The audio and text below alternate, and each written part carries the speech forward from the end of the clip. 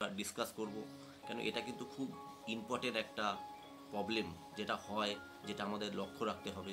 তার আগে অবশ্যই বলবো চ্যানেলটা সাবস্ক্রাইব করুন, আমাদের ইউটিউব চ্যানেলটা শেয়ার করুন ও ফেসবুক পেজটাও লাইক করুন, শেয়ার করুন। আর পুরো ভিডিওটা দেখতে হলে ইউটিউবে এই লিঙ্ক দেওয়া থাকবে, সেই লিঙ্কে ক্লিক করে পুরো ভিডিওটা দেখুন। কেন আমরা ফেসবুকে কিন্তু ওই রিল দেবো, পুরো ভিডিওটা দেখতে হলে আপনাকে এই পুরো ভিডিওটাই ইউটিউবে গিয়ে দেখতে হবে। তো বন্ধুরা চলুন শুরু করা যাক। প্রথমে বলে রাখি যে কম্প্রেসর মোটর চিপ কেন করে।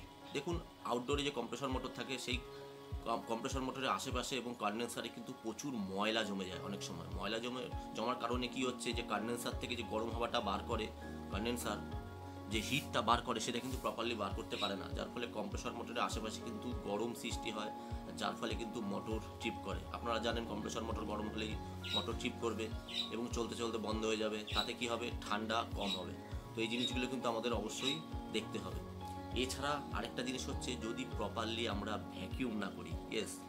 আমরা অনেক সময় কি করি, কম্প্রেসর মোটর বা পুরো সিস্টেমটাকে আমরা প্রপারলি ভ্যাকিউম না করে আমরা গ্যাস ছেড়ে দিই, বা নতুন এসি ইনস্টলেশনের সময় আমরা এরকম করি যে ভ্যাকিউম না করে, অনেকে কি করে এটা, যে ভ্যাকিউম না করে সে গ্যাসটা ছেড়ে দেয়, তাতে ঠান্ডা হয়, কিছুদিন খুব ভালো চলে।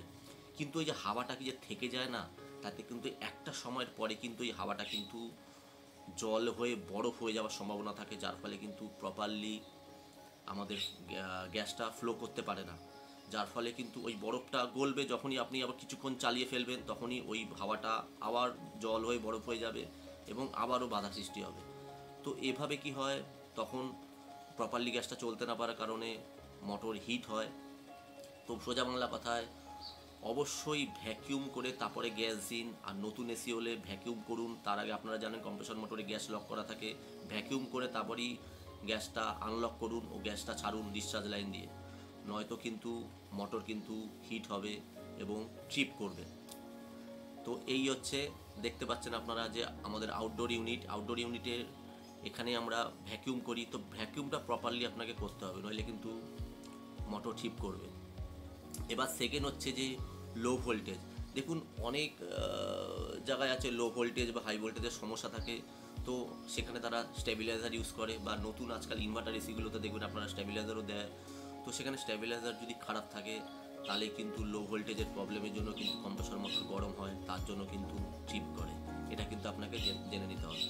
এছাড়া হচ্ছে আমাদের আউটডোরে যে কন্ডেন্সার থাকে, সেই কন্ডেন্সার ফ্যানের একটা ক্যাপাসিটার থাকে, সেই কন্ডেন্সার ফ্যানের ক্যাপাসিটার যদি উইক হয়ে যায় বা খারাপ হয় তাহলে কিন্তু ফ্যানটা স্লো চলবে, আর তার ফলে কিন্তু ওই কন্ডেন্সারের গরম হাওয়াটাও প্রপারলি বার করতে পারবে না, যার ফলে মোটরের ওখানটা গরম হয়ে মোটর ট্রিপ করবে।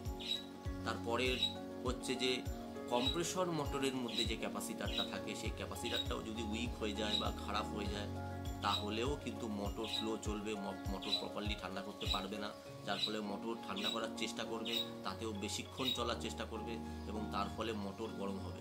তো সোজা বাংলা কথায় মোটরের যে ক্যাপাসিটার সেটাও যদি খারাপ থাকে বা উইক থাকে তাহলেও কিন্তু মোটর স্লো চলবে, যার ফলে সে ওভার হিট হবে, গরম হবে এবং তাতে ট্রিপ করবে এবং ইনডোরে ঠান্ডা কম হবে। এই জিনিসটা অবশ্যই মাথায় রাখবেন। তারপরে হচ্ছে টায়ার বা ক্যাপিলারিতে যদি কোনো কারণে চোক হয়ে যায় তাহলেও কিন্তু মোটর গরম হয়, গ্যাসটা প্রপারলি ফ্লো করতে পারে না, তার ফলেও কিন্তু ঠান্ডা কম হয় এবং মোটর গরম হয়ে ট্রিপ করে যায়। এই জিনিসগুলো অবশ্যই জেনে রাখবেন। আরেকটা জিনিস হচ্ছে যে আমাদের যে টার্মিনাল থাকে না, সেই আমাদের কমন রানিং স্টার্টিংয়ে আমরা যে টার্মিনালটা লাগাই, বা অবশ্যই ইনভার্টার এসির যে ইউভিডাব্লিউর যে টার্মিনালটা আমরা লাগাচ্ছি সেটাও যদি প্রপারলি না লাগে, যদি লুজ থাকে তাহলেও কিন্তু মোটর গরম হয় এবং তার ফলে কিন্তু ট্রিপ হয়। অবশ্যই এটা দেখে রাখবেন যে টার্মিনালগুলো সঠিকভাবে লাগানো আছে কি না, এটা অবশ্যই খেয়াল রাখবেন। তারপরে আরও অনেক কারণ থাকে, যেমন অয়েল কমে গেলে বা অয়েল মোটা হয়ে গেলেও কম্প্রেসর মোটর হিট হয়, তাতে ট্রিপ করে।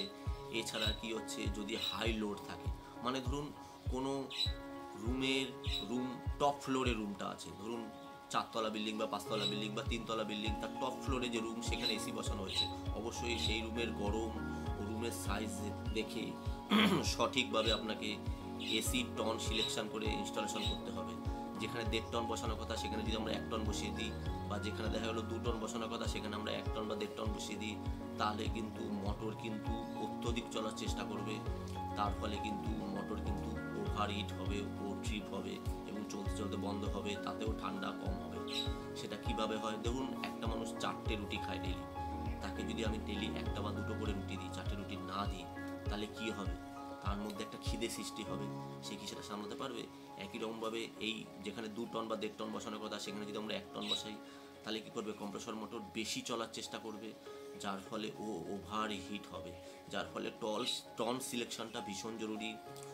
কত রুমের সাইজ বা রুমের টেম্পারেচার কী আছে সেই হিসেবে কিন্তু অবশ্যই আমাদের এসির সিলেকশন কত টন বসানো উচিত সেটা প্রপারলি দেখে আমাদের বসাতে হবে। আপনারা জানেন যে আমরা যেটা শেখাই যে 100 থেকে 120 স্কোয়ার ফিটের মধ্যে 1 টন হলে ভালো হয়, 120 স্কোয়ার ফিটের উপরে হয়ে গেলেই ওটা 1.5 টন হয়ে যাবে এবং 150 স্কোয়ার ফিটের উপরে হয়ে গেলে ওটা 2 টনের দিকে চলে যাবে। অবশ্যই তার সাথে সাথে ইনডোর ও আউটডোরের ডিস্টেন্সটা দেখে নেবেন কতটা আছে, এবং তার সাথে অবশ্যই রুমের টেম্পারেচারটা দেখে নেবেন যে ওই রুমে কত গরম থাকে, কেন এই জিনিসগুলো ম্যাটার করে কিন্তু। তো যদি আপনার এসি ভালোও থাকে, এই প্রবলেমগুলো থাকলে কিন্তু এসি কিন্তু ট্রিপ করবে, আপনি কিন্তু বুঝতে পারবেন না যে কেন মোটর চলতে চলতে বন্ধ হয়ে যাচ্ছে, অথচ মোটর তো ভালো আছে, সবই ভালো আছে। তো অবশ্যই এই জিনিসগুলো খেয়াল রাখবেন। তো নমস্কার বন্ধুরা, চ্যানেলটা অবশ্যই সাবস্ক্রাইব করবেন, শেয়ার করবেন। আর যারা অ্যাডমিশন নিতে চান, আপনারা জানেন যে আমরা 4 মাসে AC, fridge, washing machine, micro oven ও কিচেন চিমনি এই 5টা জিনিস শেখাই 4 মাসে 90% প্র্যাকটিক্যাল ক্লাসের মাধ্যমে। তো যারা হাতের কাজ শিখতে চান তারা ফোন করুন, আমার ফোন নাম্বার 9874090729। আমাদের institute SR training institute, Belgharia railway station 4 নম্বর প্ল্যাটফর্মের পাশেই। ফোন করে নিন, অবশ্যই ফোন করবেন, কেন ডেলি ইনস্টিটিউট খোলা থাকলেও তার একটা টাইমিং আছে, যখন ইচ্ছা আসলে তো খোলা থাকবে না, কেন যতক্ষণ ক্লাস হয় ততক্ষণই খোলা থাকে। নর্মালি শনি রবি আমাদের অলমোস্ট সারাদিন খোলা থাকে, কিন্তু আদার্স ডেজগুলো, উইকডেজে কিন্তু আমাদের ক্লাসের টাইমেই অনলি খোলা থাকে, বাকি সময় কিন্তু বন্ধ হয়ে যায়। তো অবশ্যই ফোন করে আসবেন। যারা এসি ফ্রিজে কাজ শিখতে চান তারা ফোন করে আসুন, হাতের কাজ শিখুন। আর যারা কাজ জানেন এই ছোটো ছোটো সমস্যাগুলো তারা অবশ্যই খেয়াল করবেন, আপনারা উপকৃত হবেন। চ্যানেলটা সাবস্ক্রাইব করবেন, শেয়ার করবেন। নমস্কার।